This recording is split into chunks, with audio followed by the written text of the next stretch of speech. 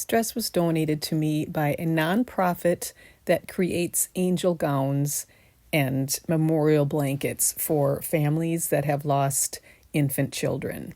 They get donations from people, and occasionally there are items that they receive that just aren't quite what they need for their project. So they reached out to me and asked if I would be interested in receiving this donation, and I said yes.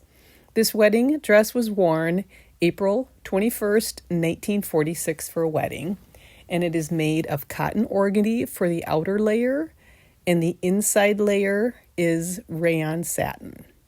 I did a fiber burn test just to double check on this because I was quite certain that the outside was cotton organdy, but I just wanted to make sure it wasn't silk.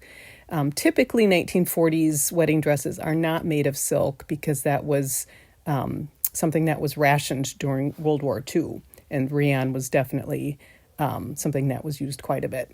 So before any soaking project, got to remove all those metal buttons because they will rust and you will be so bummed if you don't. And I also removed the shoulder pads that were in there and then decided to first just do plain water. I did separate the two pieces. I just felt I was going to get a better job of cleaning the two if the two, both the undergarment and the outer layer were separated.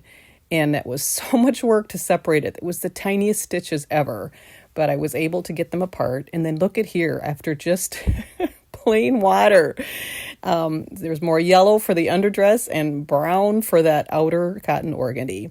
So after 15 minutes in plain water, then I did a soak in retro wash. It is a product that I believe the main ingredient is like a washing soda, and then there's some other ingredients in it as well.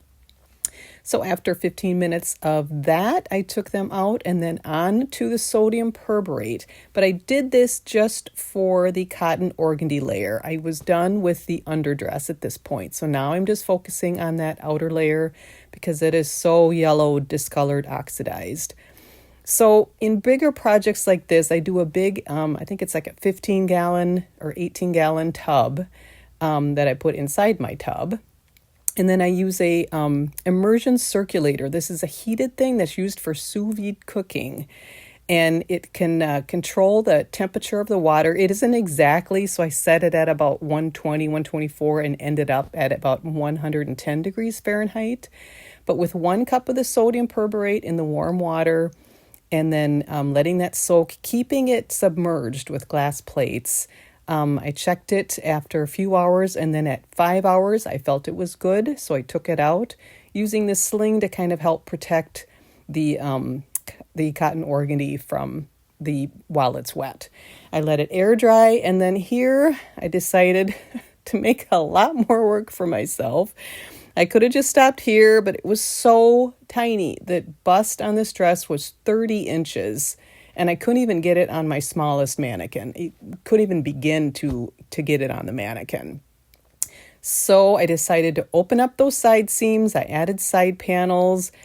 I decided to switch the side opening zippers to a back opening zipper for the underdress.